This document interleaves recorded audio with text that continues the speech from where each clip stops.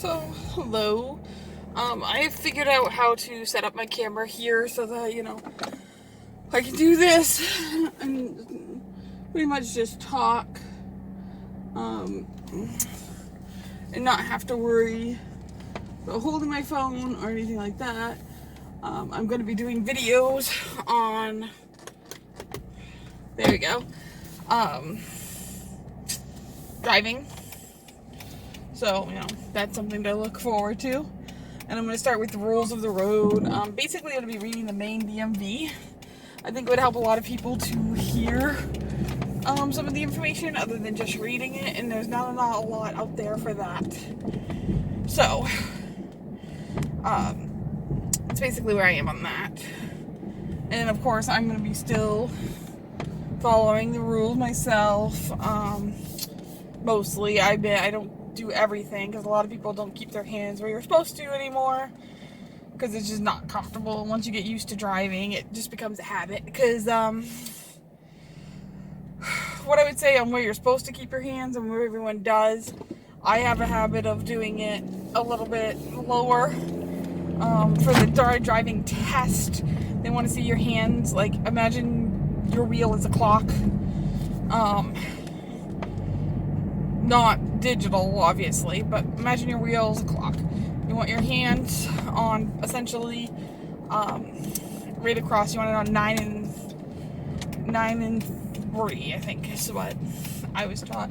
They used to say 10 and 2, but then they realized when you have your hands more up here because of the way your elbows are bent, if the airbags went off, the way it moves your hands would actually hurt you more in a car crash, and then at least hurt your arms more. So, some of the things on the driving manual to me seem like common, like, sense things that people, already know. Like, for example, traffic lights.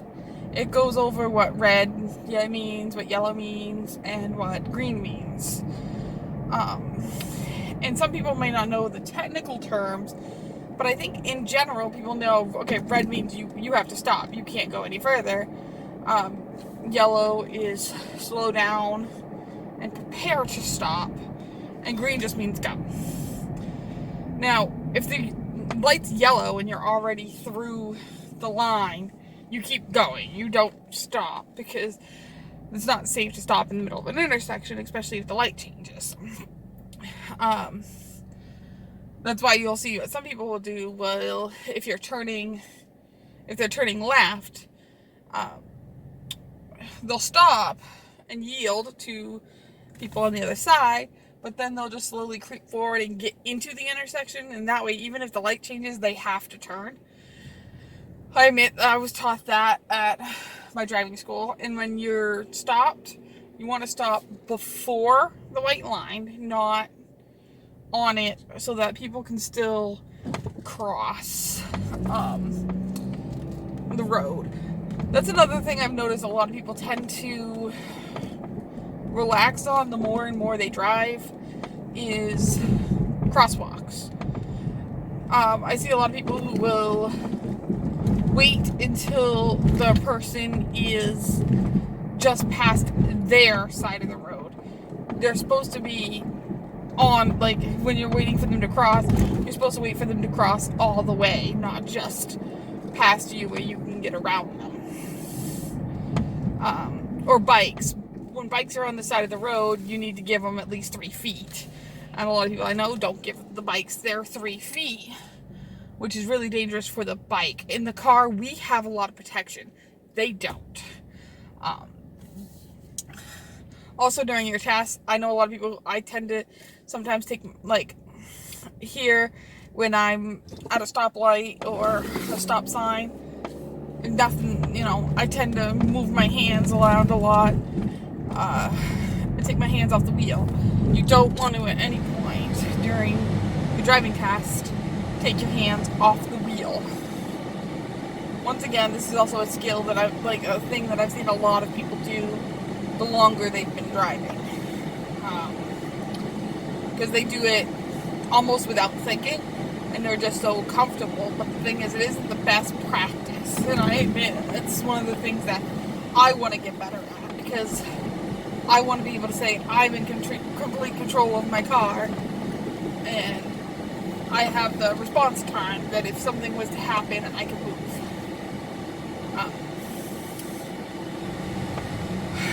The main reason, like the purpose, yes, it's to help people, because I've been helping Josh, one of my friends, drive. And I've been letting him take my, and I've noticed more and more that. But I also think it's kind of interesting the things you would think somebody would think of along the way and create, like videos about driving, specifically for doing your DMV test.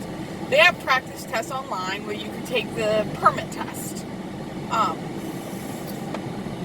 But I didn't find a lot, even on the Bureau of Motor Vehicles website, on audio and how to do it that. And everyone is a different kind of learner, because you have like the kinesthetic kind of learner, which is your more hands-on. You have your more visual learners, your auditory learners.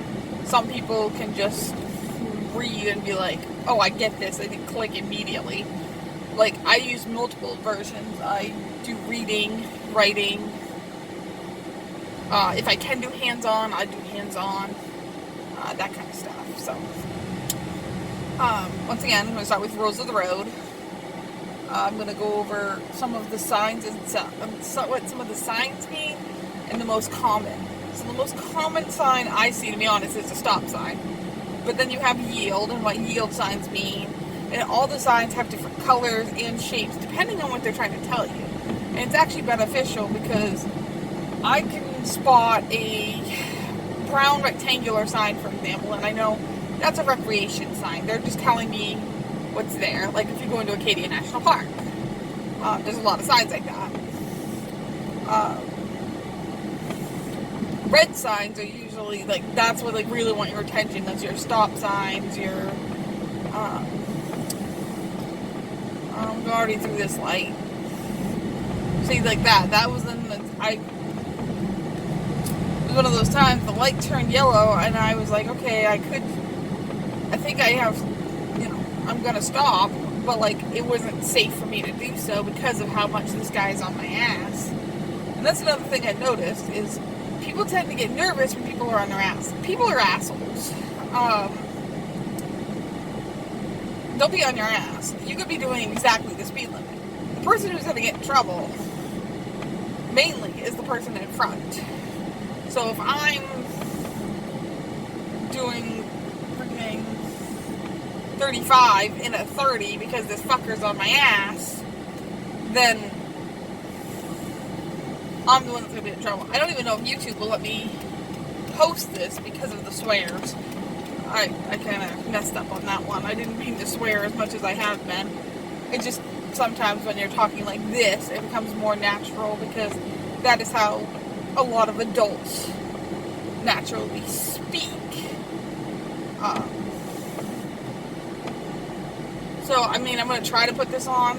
I might end up having to redo it if blah, blah, blah, blah, blah.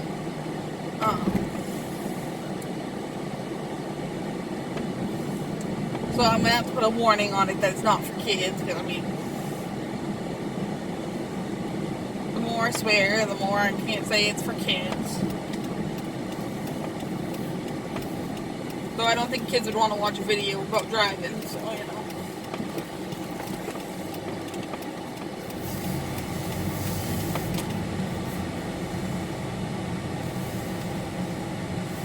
And now I'm filling up my gas. So I'm gonna actually stop the video.